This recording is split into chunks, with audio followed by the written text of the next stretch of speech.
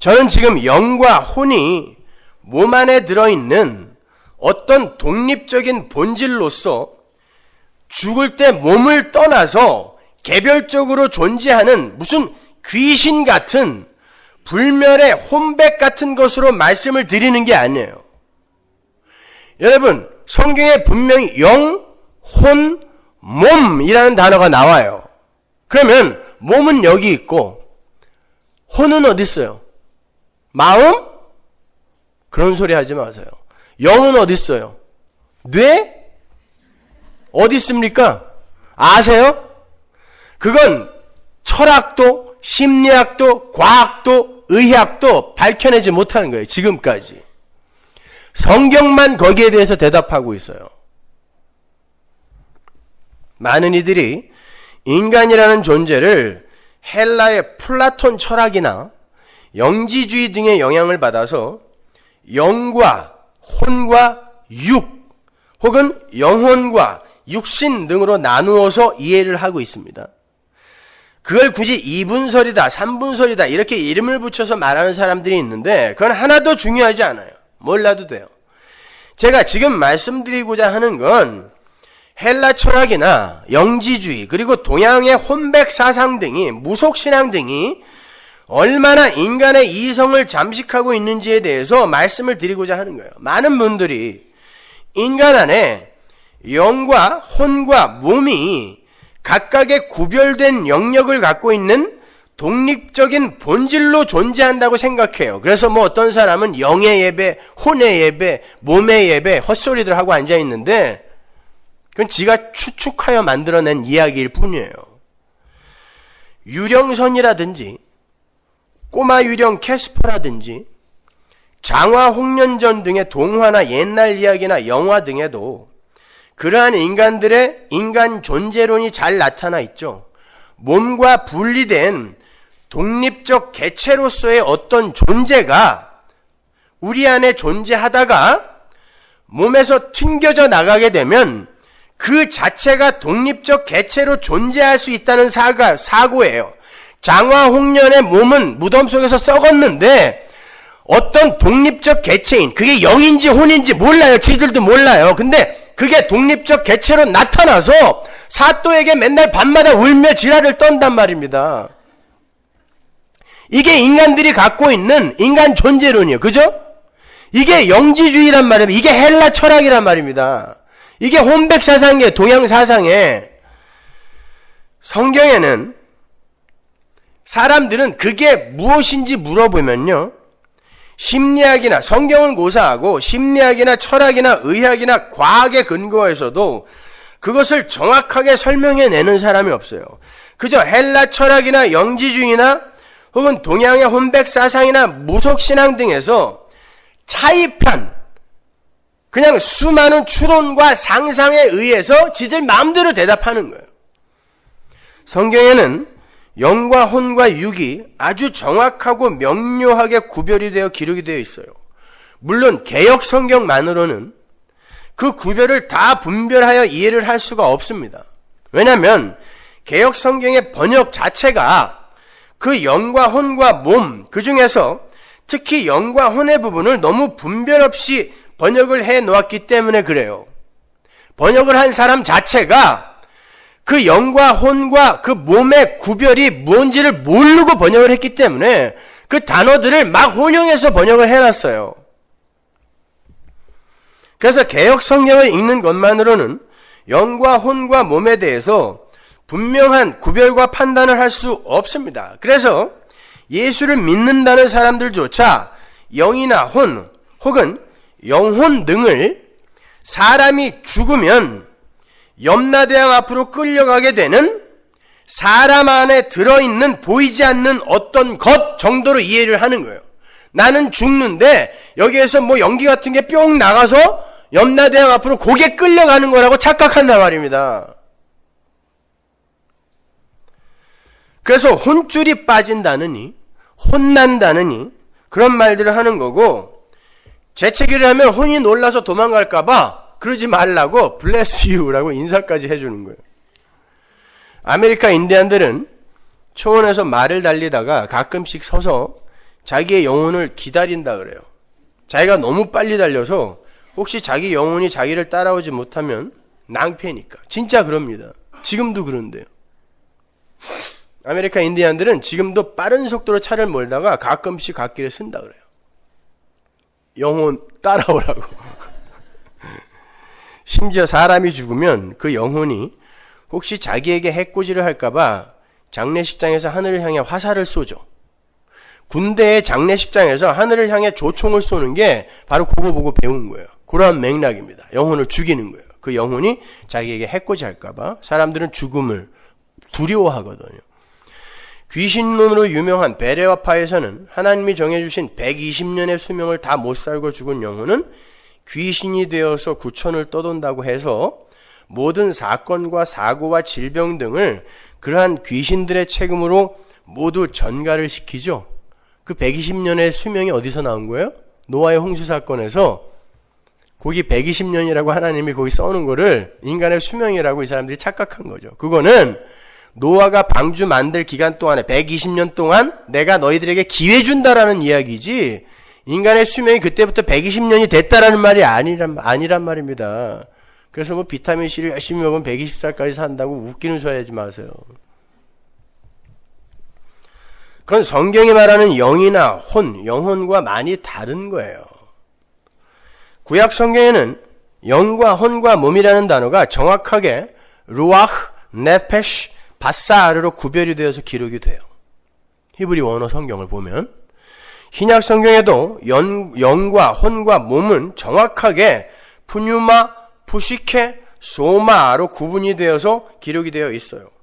몸인 소마와 육체인 사륵스는 또 다른 개념이에요. 그건 오늘 설명할 수가 없으니까 다음에 제가 설명해 드릴게요. 아무튼 우리가 조금 전에 읽었던 로마서 8장 10절의 그 영은 푸뉴마입니다. 성령이에요. 푸뉴마. 그 단어는 항상 성령을 가리켜요. 그런데 어떤 때에는 그 푸뉴마라는 단어가 성도의 영을 가리킬 때도 있어요. 영. 그러니까 우리 안에 살아계신 이는 우리의 영혼이 아니라 그리스도의 영인 성령인 거예요. 정확히 말해서 우리 성도의 영은 우리의 것이 아니면서 외부의 어떤 존재로부터 우리의 것으로 주어지고 인정이 되는 것을 말하는 거예요. 쉬운 말로 우리 인간은 예수 그리스도를 만나기 전까지는 영이 없는 상태예요. 그걸 영이 죽었다라고 이야기하는 거예요. 예수를 만나기 전에, 성령 받기 전에 모든 인간의 영은 죽었다고 그러죠. 그 영이 죽었다는 건 그 상태에서는 영이 없다라는 뜻이에요. 그 말을 오해하시면 안 돼요. 그 말은 인간 안에 사유되어 있던 독립적 개체로서의 어떤 영이 죄로 인해서 죽었다가 그리스도의 영이 들어옴으로 말미암아 그 영과는 별개로 살아나는 게 아니에요. 그럼 우리 안에 영이 두 개가 있어야 돼요. 성령, 살아난 우리의 영. 그거 아니란 말입니다. 성경에서 말하는 영은 한 가지밖에 없어요. 한 단어로만 사용해요. 푸뉴마, 루아흐. 그리스도의 영이 들어오시게 되면 인간은 비로소 영에 속한 사람이 되고 그 영을 하나님을 감지하고 그 영은 하나님을 감지하고 그분과 교통할 수 있는 능력으로 여겨지는 거예요. 보여지는 거예요. 우리에게. 인식이 되는 거예요. 우리에게. 그건 우리 안에 성령이 임하셨을 때만 가능한 거예요. 그러니까 하나님을 알지도 못하고 하나님과 교통도 할 수 없는 세상 사람들은 영이 없는 거란 말입니다. 여기 어디 있는데 죽어 있는 게 아니라니까요. 영이 없는 거예요. 혼은 또 다른 개념을 담고 있는 거고요. 요한복음 3장 6절 보세요. 육으로 난 것은 육이요 성령으로 난 것은 영이니. 여기서 성령, 영 이게 똑같이 푸뉴마예요. 다른 단어 아니에요. 성령으로 난 건 영이다 해서 이 성령과 영은 같은 단어란 말입니다. 성령으로 난 게 성령이다 이렇게 이야기하는 거예요. 이렇게 성도의 영은 이렇게 성령의 가입으로 비롯되는 게 영이에요. 그걸 예수님이 성령으로 낳는 것이라고 표현을 한 것뿐이에요. 이렇게 성도의 영은 하나님의 은혜로 예수 그리스도와의 관계가 맺어지고, 이걸 연합이라 그래요. 관계가 맺어지고 성령의 역사로 말미암게 되는, 하나님과의 교통이 가능하게 된 그 상태를 영이라고 하는 거예요. 내 안에 어떤 영이라는 게 존재해서 그게 죽었다가 살았다가 하는 게 아니라, 하나님의 은혜로 말미암아 예수 그리스도의 영이 우리 안에 들어와서 우리가 하나님과 교통하게 될 수 있는 그 상태를 영이라고 하는 거예요. 영. 최영 말고 영. 독립적이고 개별적인 어떤 존재가 아니란 말입니다. 바로 그들이 살아있는 자들이고 그들만이 그리스도의 은혜로 열매를 맺게 되는 거예요. 그리스도가 들어옴으로 말미암아. 그게 창세기 2장 7절에 생기, 루와흐, 성령이죠. 생기를 받고 생령이 된 아담의 모습에서 원시 모형으로 그림으로 그려져 있는 거예요. 루와흐가 들어가기 전에 아담은 네페시였어요. 그게 혼이라는 단어거든요. 조금 이따 제가 설명해 드릴게요. 그 네페시는 스스로 살아서 움직일 수 있는 존재인데 거기에 루와흐가 들어가니까 생령이 되는 거예요. 그 상태를 영이라고 하고 그들을 하나님의 백성이라고 하는 거예요. 그러니까 하나님 나라에 영혼이 간다라는 건 우리 이 몸뚱이 말고 우리 안에 들어있는 어떤 연기 같은 뭐 이상한 혼벽 같은 거 이런 게 가는 게 아니라 내가 가는 거예요. 전인적인 존재로서의 내가 가는데 그 내 안에 그리스도의 영이 들어와서 나와 연합이 되어서 하나님과 관계 있는 자로 되어 간다라는 의미에서 영이 간다라고 이야기하는 거란 말입니다. 조금 더 구체적으로 예를 들어서 설명해 드릴게요. 고린도전서 15장 45절 보세요. 기록된 바 첫사람 아담은 산 영이 되었다 함과 같이 마지막 아담은 살려주는 영이 되었나니. 여기에서 첫사람 아담에게 쓰인 영이라는 단어와 마지막 아담이신 예수님에게 쓰인 영이라는 단어는 다른 단어예요. 첫사람 아담에게 쓰인 단어는 우리가 흔히 혼이라고 번역을 하는 푸시케, 네페시예요. 혼. 그리고 마지막 아담이신 예수님에게 쓰인 영은 푸뉴마, 루와흐란 말입니다. 다른 단어예요. 이 부분은 사도 바울이 창세기 2장 7절에 그 생령의 부분을 인용해다 쓴 거거든요. 산영이 되었다라는 그 단어가. 근데 바울이 그 단어를 살아있는 영이 아니라 살아있는 푸시케, 즉 살아있는 혼이라고 이야기한단 말이에요. 따라서 창세기 2장 7절에 그 생령도 살아있는 영이 아니라 살아있는 혼이 되어야 맞죠? 그래서 거기에 쓰인 단어도 루와흐, 생기가 들어갔더니 그가 하이 네페시 하야, 살아있는 혼이 되었다라고 이야기하는 거예요. 그걸 성경이 그냥 개역성경이 생령이라고 번역을 했기 때문에 우리가 그냥 영이라고 생각하는데 아니에요. 살아있는 혼. 그러니까 살아있는 혼에 성령이 들어가서 이게 하나님과 관계 있는 존재가 비로소 되었을 때 그걸 영이라고 하는 거예요. 그 상태를. 창세기 2장 7절 보세요. 여호와 하나님이 흙으로 사람을 지으시고 생기를 그 코에 불어넣으시니 사람이 생명이 된지라. 하나님께서 흙으로 사람을 지으시고 이게 몸입니다. 몸. 그리고 그걸 살아 움직이게 하셨어요. 그게 혼입니다. 네페시예요. 짐승들이 죽은 흙이었을 때는 움직이지 못했죠. 근데 하나님이 창조의 능력을 가하시자 생기는 안 들어갔는데 지들끼리 살아서 날르고 뛰고 했단 말입니다. 그 상태를 네페시, 혼이라고 하는 거예요. 숨, 생명이 들어간 거. 물론 육적인 생명이에요. 그게 들어가서 움직이고 뛰고 나르는 상태를 혼, 네페시라고 하고 거기에 루와흐가 가입을 하게 되면 그 상태가 영이 되어서 요들이 하나님과 교통하는 하나님의 백성이 되는 거란 말입니다. 그게 성경이 말하는 영, 혼, 몸인 거예요. 여러분 안에 어떤 이상한 게 이렇게 들어있다가 죽으면 쏙 빠져나고 이게 아니란 말입니다. 그게 헬라 철학이에요. 그게 영지주의입니다. 그게 동양 사상의 혼백 사상인 거예요. 성경에는 그렇게 이야기하지 않아요.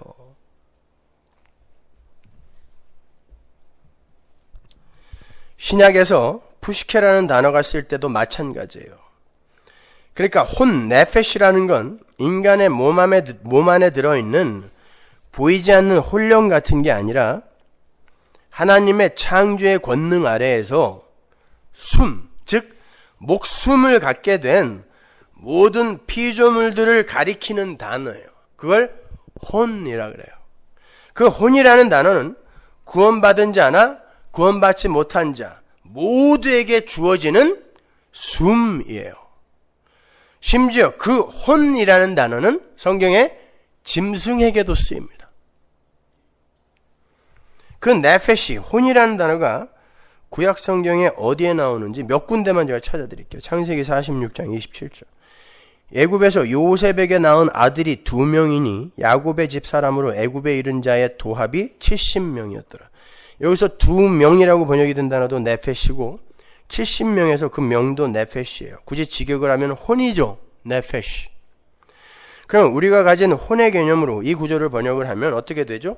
요셉이 2명의 혼을 낳은 거예요? 혼령? 가나안에서 애굽으로 들어간 70명의 야곱의 후손이 70명의 혼령입니까? 성경은 정확하게 네페시라고 기록하고 있단 말입니다. 그들을.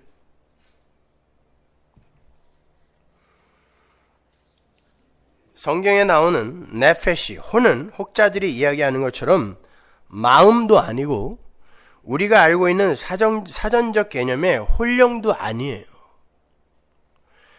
말씀드린 것처럼 성경이 말하는 혼은 하나님의 창조의 손길이 직접 닿은 숨이 붙어있는 존재를 가리키는 거고, 좀 더 정확하게 말하면 피조물들에게 하사된 하늘의 생명과는 구별되는 역사 속의 생명, 그리고 하늘과 구별되는 지옥 속의 생명 등을 총칭하여 혼이라 그래요. 지옥에서 인간들이 몸을 갖고 살아서 고통을 당하는 그 상태도 혼이에요. 그래서 천국과 지옥에 혼이 간다라고도 이야기하는 거예요. 물론 그건 육신적인 생명을 가리키는 거고, 아울러 하늘 생명과 대조되는 지옥의 생명을 가리키는 거예요. 열왕기상 17장에 가면 사르밧 과부의 아들의 몸에서 혼이 나갔다가 들어갔다가 하죠. 예, 혼이 나가면 죽은 흙 되는 거예요. 혼이 들어오면 숨이 붙는 거예요. 생명. 그래서 혼이에요. 그 안에 들어있던 개랑 비슷하게 생긴 어떤 연기가 나갔다가 들어갔다 하는 게 아니라, 이해가 가세요? 출애굽기 12장 15절 보세요. 너희는 7일 동안 무교병을 먹을지니 그 첫날에 누룩을 너희 집에서 제하라. 무릇 첫날부터 7일까지 유교병을 먹는 자는 이스라엘에서 끊쳐지리라. 여기서 유교병을 먹는 자라고 번역이 된 어구에 네페시가 쓰였어요. 그러니까 성경에 기록된 네페시, 혼은 빵도 먹어요. 그죠? 시편 107편 18절 보세요. 저희 혼이 각종 식물을 싫어하여 사망의 문에 가깝도다. 식물이라는 건 음식이죠.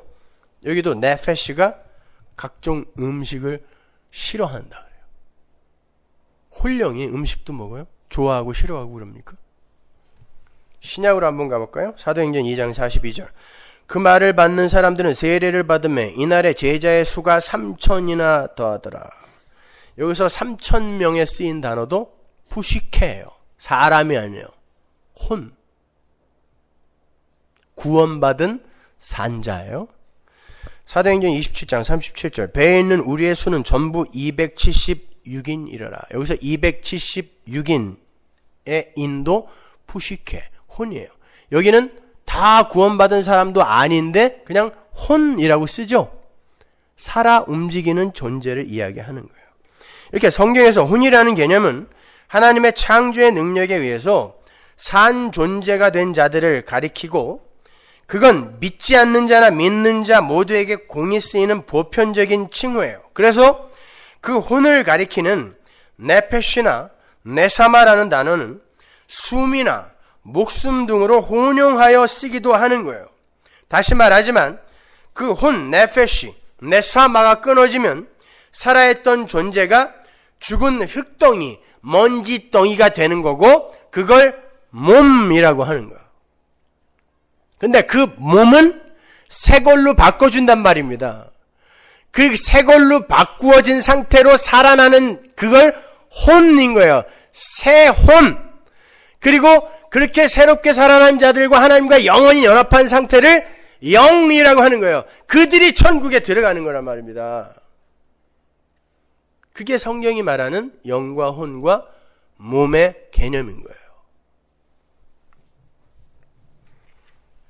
그러니까 한 번 창조된 혼은 죽지 않습니다. 불멸이에요. 왜? 나중에 예수님이 재림하실 때 지옥에 갈 자들도 새 몸으로 부활합니다. 영원히 죽지 않는 몸으로. 새 거예요, 그거요. 우리는 영광의 부활, 그들은 멸망의 부활, 부활을 한다고요. 그리고는 혼의 상태로 영원히 존재하는 거예요. 근데 하나님의 백성들만 그 혼의 상태에서 영과 연합을 하는 거예요. 성령과. 그들을 하나님의 백성이라고 하는 거예요. 열왕기상 17장 22절 보세요. 여호와께서 엘리야의 소리를 들으심으로 그 아이의 혼이 몸으로 돌아오고 살아난지라. 이 이야기 한 거예요, 제가. 네페시, 네사마가 떠나면 그냥 고기 덩어리가 된다는 뜻이에요. 누가복음 12장 20절. 하나님은 이르시되 어리석은 자여 오늘 밤에 네 영혼을 도로 찾으리니 그러면 네 예비한 것이 네 것이 되겠느냐 하셨으니. 여기에서 그 안에 들어있는 어떤 영혼을 쏙 빼간다는 뜻이 아니라 네 숨을 하나님께서 거두어 가버리시면 넌 고깃덩이 되는데 너 어떡할 거냐 이런 뜻이에요. 이게 네페시란 단어거든요. 영혼이 푸뉴마 아니에요. 네페시. 네 목숨 하나님이 가져가면 어떡할 거냐 이런 뜻이에요. 그러니까 사무엘상 28장에서 사울이 접신한 여인에게 찾아가서 사무엘의 혼령을 불러오리는 그런 장면을 생각하시면서 혼이라는 게 그러한 귀신의 모양으로 존재하는 것이라고 생각하시면 안 돼요. 거길 히브리 언어로 보면 거기에서 신접한 여인이 본 건 신이에요. 개역성경에도 신이라고 나오죠. 내가 신을 보았는데 그러죠. 귀신 아닙니다. 그 신이라는 단어가 엘로힘입니다. 엘로힘은 뭐예요? 하나님이란 말이에요. 사무엘 귀신 본 게 아니라 하나님이라는 단어가 거기 쓰여 있다니까요. 그리고 또 하나 중요한 건 그 신접한 여인이 사무엘의 혼령을 끌어올리기 위해서 아무것도 한 게 없어요. 사울이 찾아가서 사무엘 끌어올려라 그랬더니 그냥 사무엘이 갑자기 나타났고 그 여인은 깜짝 놀라서 소리 지르는 것밖에 없어요.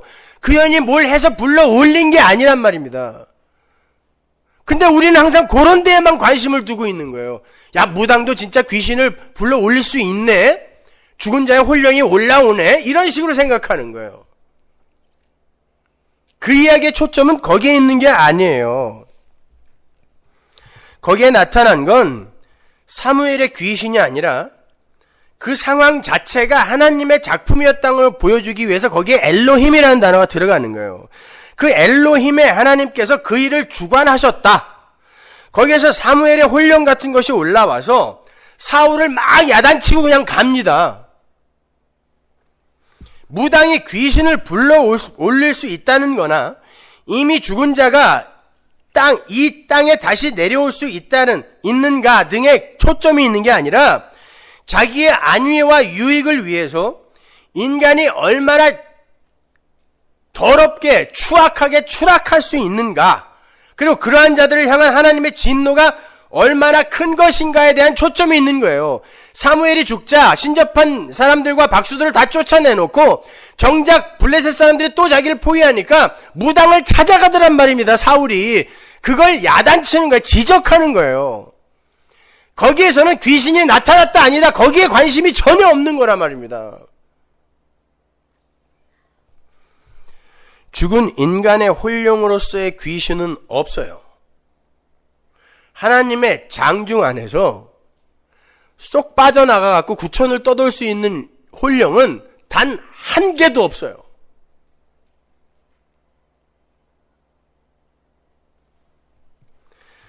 다만 마귀의 세력들이 그러한 것들로 속일 수는 있습니다.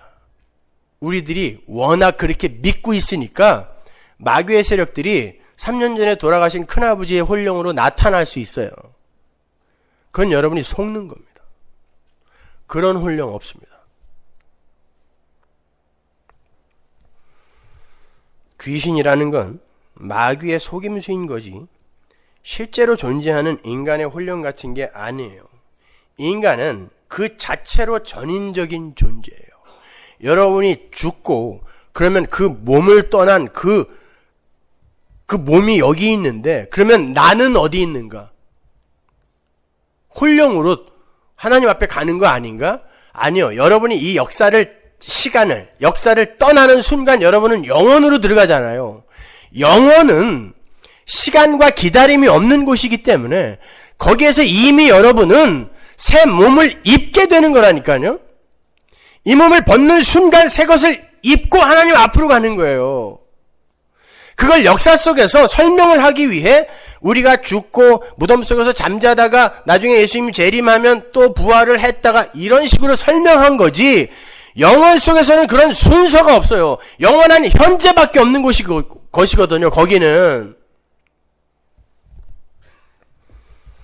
그렇게 인간은 그 자체로 전인적인 존재예요. 몸을 가진 인간에게 하나님이 주시는 그 생명이 들어가면 그 자체가 혼이 되는 거고 그 혼에 성령이 들어가서 하나님과의 교통이 가능하게 되면 그 상태를 영이라고 하는 거예요.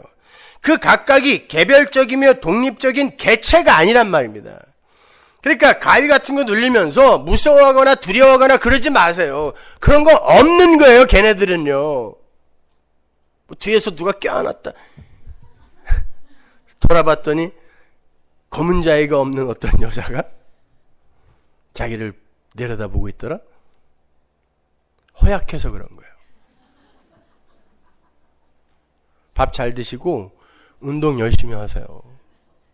지나친 다이어트 같은 거 하지 마시고.